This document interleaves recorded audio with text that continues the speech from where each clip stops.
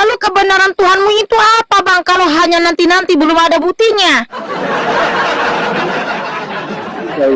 Sedangkan Tuhan Yesus Hamasiah, Bang, bukan tunggu kita matang dulu baru ketemu sama dia. Dia sudah menjumpai umatnya, Abang. Dia sudah datang menyatakan dirinya. Dia sudah memasukkan umatnya ke surga. Nabi Henok, Nabi Elia, Nabi Musa. Itulah buktinya Tuhan Yesus Hamasiah itu Tuhan yang nyata, ada dan berkuasa. Bukan Tuhan halusinasi. Nah, sedangkan Tuhanmu masih nunggu-nunggu nanti. Udah, Bang, ganti dulu, Bang. Bentar, satu kali lagi kok. Kamu buru-buru satu lagi mau tanya. Apa lagi, Bang? Tuhan Mbak Mikana ini apa itu namanya? Adil enggak? Adil enggak buat semua orang, semua makhluknya? Adil enggak? Bismillahirrahmanirrahim.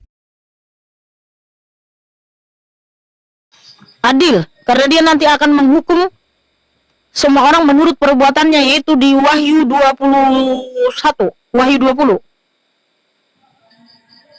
Nah, terus ya itu Wahyu 20 ayat 11 sampai 15. Karena dia itu maha adil, dia akan menghakimi setiap orang menurut perbuatannya. Dan setiap orang yang tidak didapati namanya di dalam kitab kehidupan akan dilemparkan ke dalam lautan api dan belerang. Itulah kematian yang kedua. Ya, terus gini, kalau Tuhan Mbak Mikana adil cuma muncul beberapa tahun aja, sekarang sudah nggak muncul lagi, menurutnya adil nggak? Tuhan saya bukan hanya muncul, Tuhan saya itu roh, makanya dia itu maha adil. Nah, dulu muncul sebagai manusia kok sekarang nggak muncul, itu kan? Oh ya, nanti ada waktunya, di akhir zaman nanti dia datang, baru datang dalam rupa seperti kita manusia agar kita bisa melihatnya dalam penghakiman terakhir. Kok semua orang nggak bisa lihat, itu nggak adil. Oh, jadi keadilan. Kalau yang buta gimana? Nanti orang buta di akhir zaman akan melihat. Orang buta nanti di akhir zaman akan melihat. Nah, sekarang yang aku tanyakan kan yang sisa zaman Yesus. Nah, saya pun kan nggak melihat seperti apa yang dilihat rasul-rasul. Nah, itu Anda adil atau enggak itu udah beda loh. Tuhanmu adil nggak? Adil, semua orang nggak lihat, yang buta nggak lihat. Oh, berarti belum pernah ada yang lihat Tuhanmu? Ya belum, siapa yang pernah lihat Tuhan? Nggak ada siapapun. Nggak ada siapapun. Nggak ada siapapun yang melihat Tuhanmu. Mana ada yang? Nggak, jawab dulu. Ada nggak yang melihat Tuhanmu? Siapapun nggak ada yang melihat. Malaikat aja nggak kuat melihat, yang cuma. Ya udah, berarti Tuhanmu nggak ada, Bang. Udah, terima kasih. Ya. Kamu lari terus, aduh ya Allah. Bukan lari, udah cukup dulu, karena kamu itu seperti orang bingung saya lihat. Tuhanmu itu berarti nggak ada siapapun yang melihat Tuhanmu, atau siapapun Tuhanmu nggak ada menampakkan diri kepada siapapun. Berarti itu nggak ada kepada malaikat sekalipun, nggak pernah. Nah, berarti Tuhan yang kamu sembah ada atau tidak? Ya udah, Bang, artinya Tuhanmu itu nggak ada karena kamu menjelaskan Tuhanmu deskripsi dari tidak ada. Iya kan, nanti kan Sampai malaikat saja katanya tidak bisa melihat Tuhannya. Artinya Tuhanmu tidak pernah menjumpai ciptaannya. Itu tidak ada, Bang. Kalau kamu bilang tidak pernah Tuhanmu menjumpai siapapun, baik malaikat, lalu dari mana kamu begitu yakin Tuhanmu ada, Bang? Memang berat, saudara-saudara, ya. Oke. Mbak Mikana, satu lagi aja. Apa itu? Menurut Mbak Mikana, malaikat sama manusia ini imannya ke Tuhan itu lebih keren mana? Tergantung. Ada juga malaikat yang jatuh, itu setan. Kalau kami mau taat sama Tuhan Yesus Mesias, rendah hati di hadapannya, minta ampun, mengakui segala dosa-dosa. Nah, kalau malaikat yang jatuh, dia nggak mau minta ampun, dia nggak mau insaf, dia nggak mau menyesali perbuatannya, dia selalu ingin seperti Elohim. Yang saya tanyakan keimanan malaikat sama manusia, bukan setan, bukan. Keimanannya malaikat ke Tuhan. Loh, sama setan itu dari malaikat yang jatuh, Abang. Setan itu juga malaikat, tapi malaikat yang jatuh, malaikat yang berdosa, malaikat yang memberontak. Yang saya tanyakan kan keimanannya, berarti kan yang itu nggak ikut ya tergantung lah, ada juga manusia kok imannya setia dan taat kepada Yahweh Yesus Mesias. Salah jawabannya lebih keren manusia, karena manusia tidak pernah melihat Tuhan, tapi iman. Gitu loh. Kamu salah menjawab itu aja. Sudah tahu surga, sudah tahu neraka. Kalau iman kan wajar. Tapi kalau manusia itu lebih keren. Gitu loh. Oke, jadi Kamu malaikat nggak keren ya? nggak keren lah, malaikat sudah tahu, wajar kalau iman Lah. ya. Tuhanmu tidak pernah menjumpai siapapun, baik malaikat maupun manusia. Lalu apa kerennya, Bang? Ya udahlah, Bang, ganti dulu, Bang, karena aku lihat kamu kayak orang bingung nih. Aduh, kamu tuh lari terus. Bukan lari, udah ganti dulu. Kamu tuh bicara nggak pakai data semua. Semua hanya asumsi. Ya, oke, terima kasih ya, Bang. Aduh. Ya, Tuhan Yesus masih memberkatimu. Selamat malam, Rana. Ya, Bisa buka kamera, saudaraku? bisa bisa. Orang baca Alkitab. Hah? Nggak bisa? Jangan merokok, Pak. Nggak bisa merokok di TikTok ini, Pak. Pelanggaran. Pelanggaran ya. Iya. Oke, silakan. Apa yang mau ditanyakan? Enggak, Yesus itu gimana sih mukjizatnya Tuhan Mbak Mikana itu? Yesus itu nama aslinya Yeshua. Mujizatnya itu membelah laut, membangkitkan orang mati, berjalan di atas air. Terus siapa yang ngasih mukjizat itu ya? Lukas 8 ayat 46, kuasa itu berasal dari dirinya sendiri ya, Bang. Tidak ada izin dari manapun, karena Yesus adalah Yahweh itu sendiri. Oh, dirinya sendiri, diperintah oleh dirinya sendiri gitu ya? Bukan diperintah dirinya sendiri, artinya dia membangkitkan orang mati, menyembuhkan orang sakit, menyelamatkan umatnya, itu atas kuasanya sendiri ya, Bang. Oh, gitu. Ya, oke. Berarti dia Tuhan ya, Mbak? Iya, dia Tuhan atas segala Tuhan, Raja di atas segala raja. Kalau dia sudah meninggal, terus Mbak Mikana sekarang bertuhan sama siapa? Tuhan Yesus Hamasi itu mati dan bangkit, Abang. Wahyu 1 ayat 17 sampai 18 dia berfirman, "Jangan takut, akulah yang awal dan akulah yang akhir dan yang hidup. Aku pernah mati tetapi lihatlah aku hidup selama-lamanya." Berarti Mbak Mikana sekarang nyembah sama siapa? Yang menyembah Yahweh Yesus Hamasi lah, Bang, Elohim yang Esa. Di mana dia? Yeremia 23 ayat 24 firman Tuhan berkata, dia itu memenuhi surga dan bumi. Yesaya 66 ayat 1 firman Tuhan berkata bahwa surga adalah tahtanya dan bumi adalah tumpuan kakinya. Berarti Matius 28 ayat 20 firman Tuhan berkata dia menyertai umatnya sampai kepada akhir zaman. Artinya dia ada di mana-mana karena dia Elohim yang maha hadir. Oh gitu. Oke, Bang ya. Mbak Megana itu jangan lari dulu. Mbak Megana itu nyembahnya itu nyembah patung Yesus itu ya Mbak Megana? Oh, saya tidak pernah sujud ke arah patung, ke arah batu, ke arah tugu. Karena itu penyembahan berhala yang tertulis di Imamat 26 ayat 1. Nih dengar ya, Bang ya. Nggak boleh sujud ke arah patung, tugu, dan batu. Dengar. Ya. Imamat 26 ayat 1. Kamu tidak boleh membuat bagimu berhala-berhala dan patung pahatan dan juga tiang berhala. Tidak boleh kamu dirikan bagimu bahkan batu pahatan. Tidak boleh kamu tempatkan di negerimu untuk sujud kepadanya. Sebab akulah Yahweh Elohimmu. Nah begitu pula. Ya. Sebentar. Apaan? Bentar dulu, sabar. Oke, siap Mbak Mikana. Di Yeskiel 20 ayat 32. Yeskiel 20 ayat 32. Dan apa yang timbul dalam rohmu pastilah tidak akan terjadi. Sebagaimana yang kamu katakan. Kami ingin menjadi seperti bangsa-bangsa, seperti kaum-kaum, di negeri-negeri yang melayani kayu dan batu. Jadi ada kaum yang melayani kayu dan batu.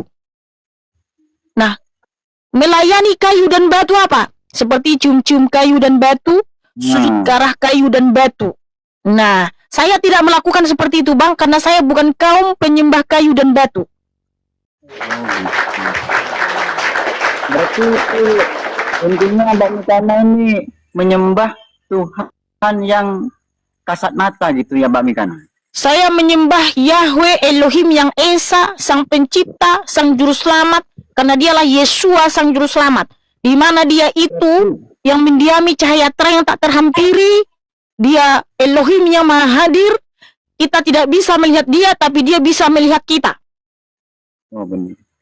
Terus Elohim itu bedanya sama Yesus itu gimana Mbak Mikana? Yesus itu nama aslinya Yesua. Yesua itu adalah Elohim itu sendiri ya Bang. Oh, Elohim itu sendiri. Iya. Oke. Terima kasih ya Bang ya. Jangan bimbang, jangan ragu karena Tuhan Yesus masih mengasihimu. Kita ganti dulu sama yang lain. Oke. Tetap semangat saudaraku. Terima kasih Mbak Mikana. Iya, sama-sama.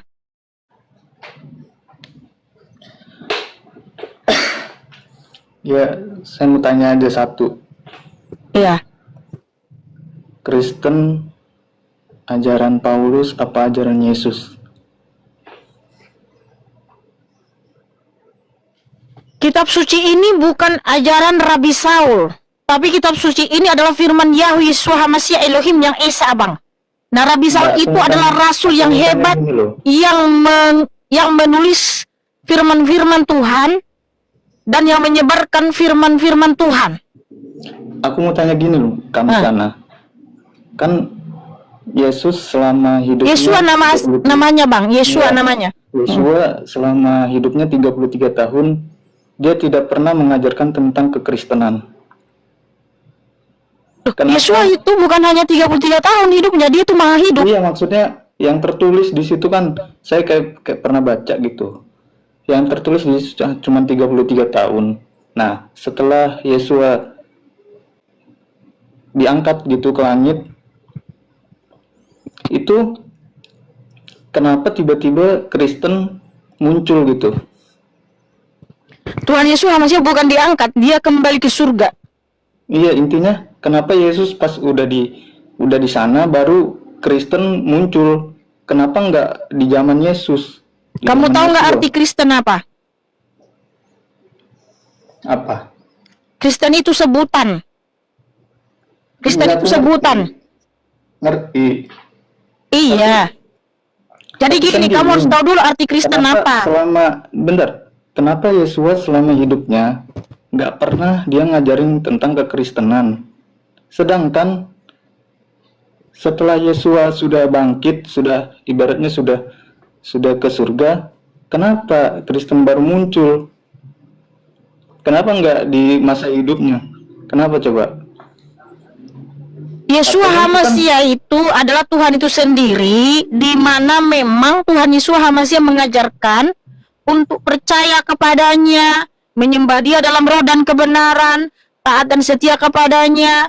Dialah Sang Juru Selamat, dialah Sang Penghapus dosa, dialah Sang Pemberi hidup kekal. Itulah memang yang diajarkan Tuhan Yesus HaMashiach dan kita percaya. Nah, kalau kekristenan, artinya Kristen itu kamu harus tahu dulu. Kristen itu artinya apa?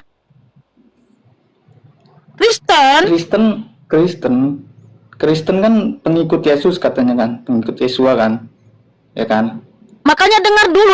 Kalau kamu nggak tahu, nanya aja Bang. Jangan jadi menggurui gitu loh Bang. Enggak, soalnya aku bingung loh di sini. Di sini. Ya udah, bingungnya makanya di sini. ketika kamu bingung silahkan bertanya dulu Ya, nih makanya biar aku dijawab. tanya ini makanya aku tanya ini karena aku bingung. Nah, kenapa yang membawa katanya Yesus yang sang juru selamat lah. Kenapa dia nggak pernah ngajarin ajaran Kristen selama hidupnya 33 tahun itu? Kenapa Paulus lah yang pertama kali kan yang ngajarin Kristen di Antioquia? Bener nggak? Kenapa Makanya Paulus? dengar Bang jawaban. Kamu sebenarnya mau bertanya atau mau mengajari?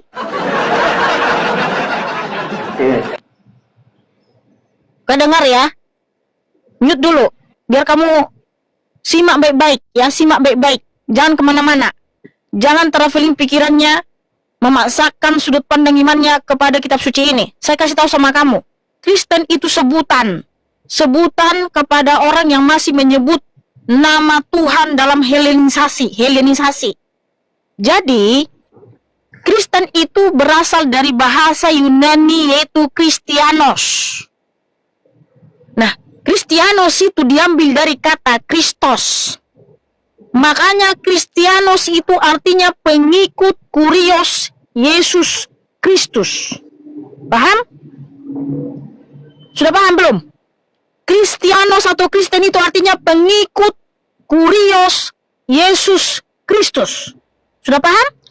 Sudah paham dulu sampai situ? Nah, belum paham juga.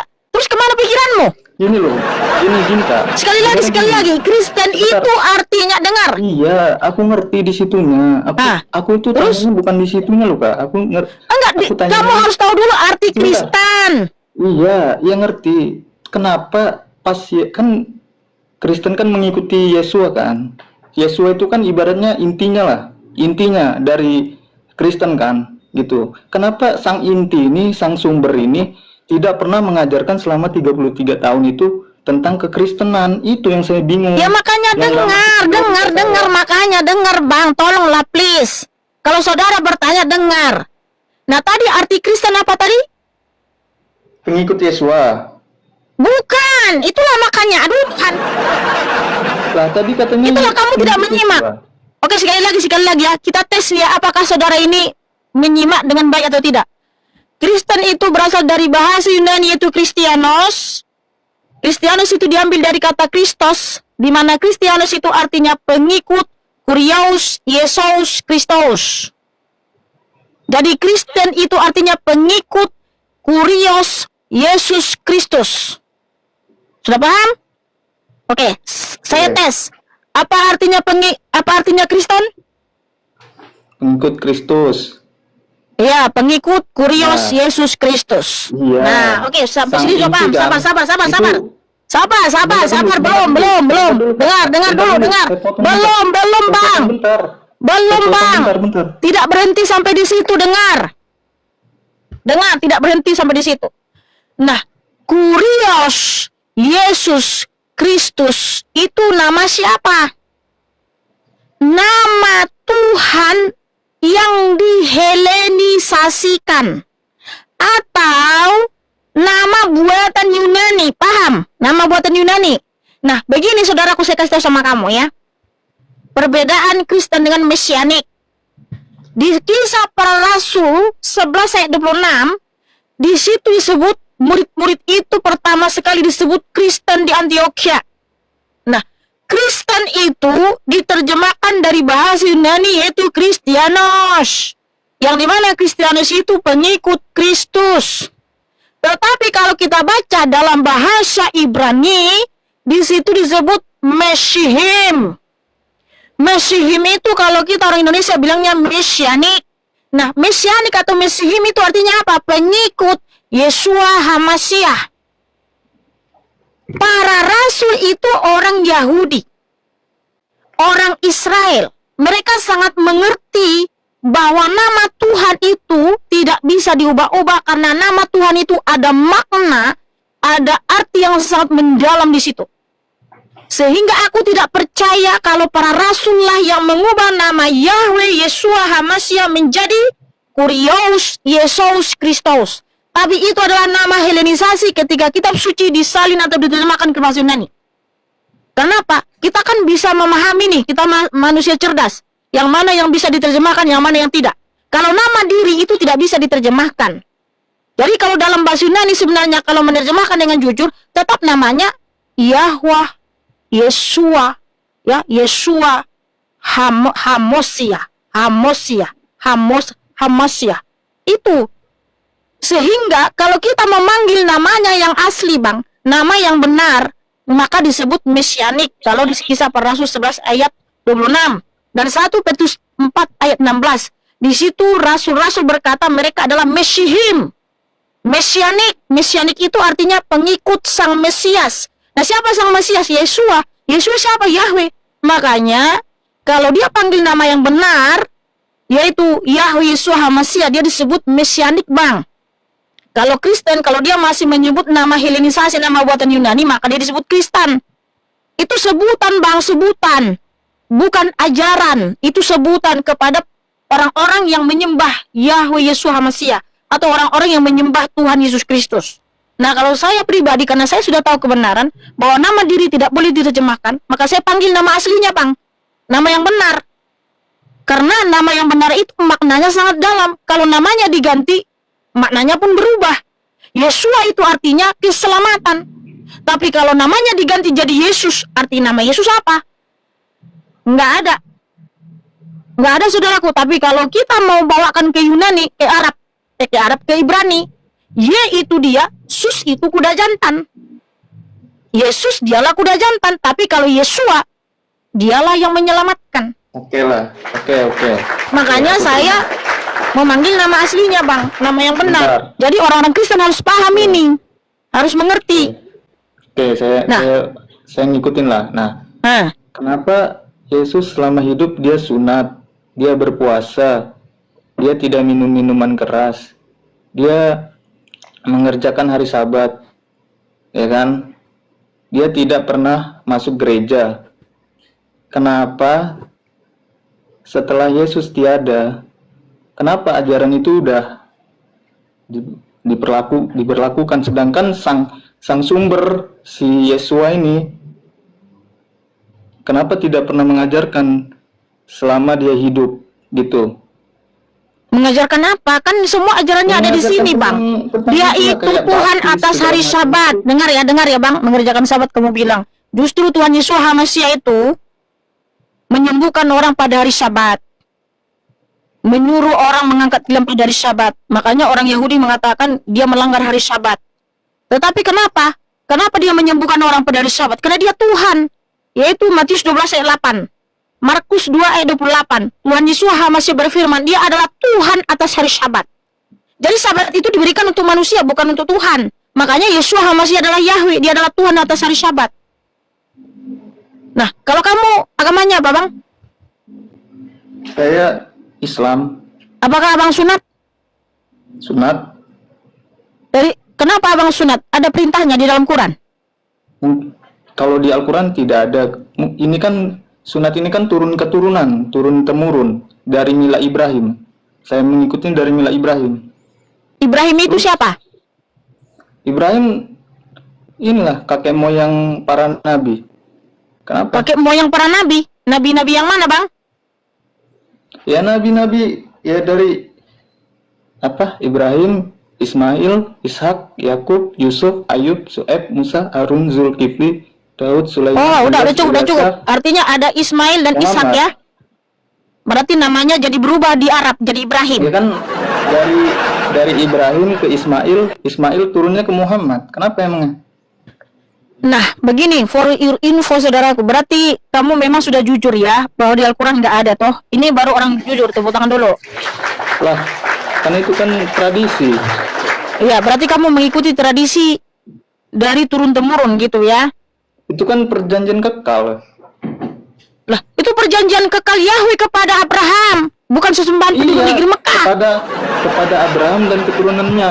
Kan di situ kan kepada Abraham dan keturunannya. Itu kan mengikat perjanjian itu, bukan hanya untuk di situ saja, kan sampai sekarang itu kekal perjanjiannya.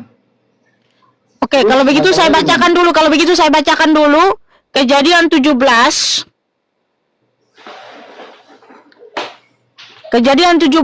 ayat 1. Ketika Abram berusia 99 tahun, Yahweh menampakkan diri kepada Abram dan berfirman kepadanya, "Akulah El Shaddai, hiduplah di hadapanku dan jadilah sempurna. Dan aku akan membuat perjanjian antara aku dan engkau, dan aku akan membuat keturunanmu sangat banyak."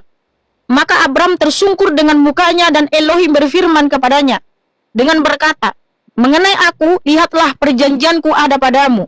Maka engkau akan menjadi bapa banyak bangsa, dan namamu tidak lagi disebut Abram, tetapi namamu akan menjadi Abraham, karena aku telah menetapkan engkau sebagai bapa banyak bangsa." Langsung lompat ya ayat 10. Inilah perjanjianku yang harus engkau pelihara antara aku dan engkau dan benihmu. Sesudah engkau, setiap laki-laki dari antara kamu harus disunat. Dan kamu harus disunat kulit khatanmu. Dan hal itu telah menjadi suatu tanda dan perjanjian antara aku dan kamu.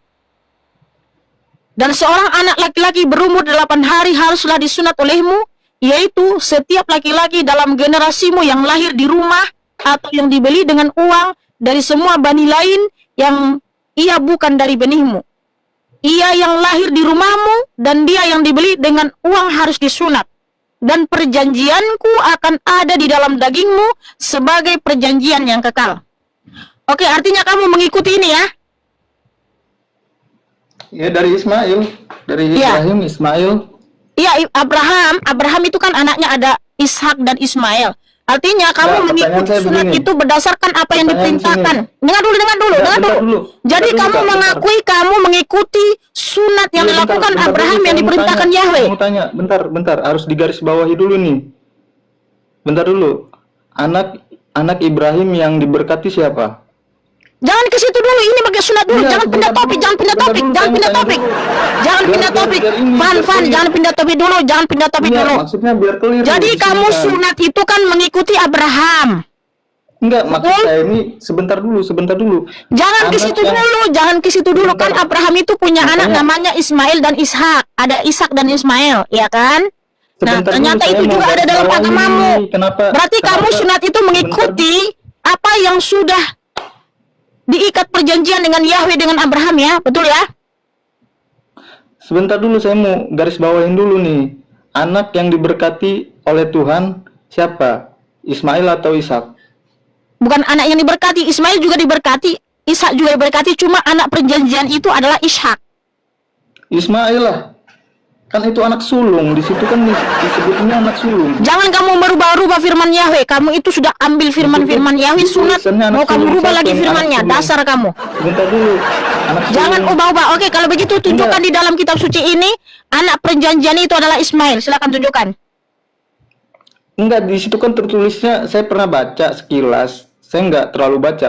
Di situ anak sulung. Tulisannya anak sulung. Iya, tunjukkan di dalam kitab suci ini anak sulung, anak perjanjian Yahweh, ya, anak sulung dari Sarah sebagai anak perjanjian itu adalah Ismail. Lah. Silakan tunjukkan datanya. Ismail sama Ishak Tuhan siapa coba? Ismail itu anaknya ya lahir dari rahim Iya, Hagar. maksud saya. Sehingga maksud dia saya bukan anak Ismail perjanjian. sama Ishak Anak Tuhan perjanjian siapa? itu adalah dari istrinya Sarai. Kamu Iya, ngerti nggak? Ismail itu Anak sama perjanjian Ishak Tuhan itu siapa? dari rahimnya si Sarai, bukan dari Hagar. Hagar itu seorang ART, seorang pembantu. Jadi anak perjanjian itu bukan dari anak pembantu, tapi dari istri yang sah, istrinya Enggak, di yaitu situ anak Sarai. sulung. Di situ Bukan anak masalah sulung atau tidak, tapi anak perjanjian itu Anak dari Sarai, bukan sulung, dari anak anak pembantu, sulung. bukan dari Di anak situ budak. Ngerti tertulisnya- nggak kamu? Hei, di situ tertulisnya Pak, anak dengar dulu sulung. Pak, kamu ngerti nggak? Anak perjanjian itu bukan dari anak pembantu, bukan dari anak budak, ngerti nggak? Tapi dari istri yang sah, yaitu Sarai. Di situ anak sulung. Ini bukan Anak masalah sulung itu atau dari tidak. anak pertama Ismail. Anak sulungnya, anak sulungnya perjanjian. Sarai siapa? Anak yang diberkati. Iya, anak sulungnya Sarai siapa? Ismail apa Ishak? Lah, Kok lala Ibrahim pula? kan- Gimana sih kamu ini? sebentar dulu. Ibrahim kan punya Enggak, anak dua sulungnya anak. anak sulungnya Sarai sebagai anak perjanjian siapa? Loh, Nih, Ibrahim Macet. kan punya dua anak. makanya jangan paksakan. Ibrahim kan punya Gini dua aja, anak. gini aja, Van. Ini Bentar karena dulu, kamu sebentar ini. dulu. Van, Dengerin Van, dulu. gini. Gini, dengar. Astaga. Bukan sebentar dulu. Makanya kamu itu belajar sungguh-sungguh. Hagar itu adalah budaknya Abraham dan Sarai. Jadi nggak mungkin anak perjanjian itu dari rahim budak. Ngerti nggak kamu? Kan Jadi anak disitunya- sulung itu anak perjanjian itu adalah ngerti. dari rahim istri kamu yang ngerti, sah. Kak. Istrinya Kamu Sarai. Karena kamu ngerti nggak anak sulung itu apa? Anak yang tertua kan? Lah, anak tertuanya Sarai siapa? Lah anak tertuanya, Loh, istri sahnya si Abraham siapa? Kan Sarai. lah itu kan sah juga. Istri sahnya si Abraham Lah, siapa? emang- Yang pertama emang istri Hagar itu istri yang bukan sah. pertama istri yang sah siapa? Kan si Sarai toh? Tapi kan yang Pasti lahir kan duluan yang kan menjadi Ismail. anak perjanjian juga itu juga janji Yahweh ya kepada Lah, gimana Abraham. sih? Anak yang sulung, anak perjanjian itu adalah dari rahim si Sarai, bukan dari anak budak. Kamu tanya orang di seluruh dunia ini, anak sulung itu anak yang pertama, anak yang Ya lahir seluruh duluan, dunia kan? mengakui kecuali kau bahwa memang anak perjanjian itu adalah Ishak. Kamu itu Ismail. sudah curi firman Yahweh, malah pula kamu mengeraskan kepala. Udah pergilah dan jangan Ismail. berdosa lagi. Ismail apa Ismail?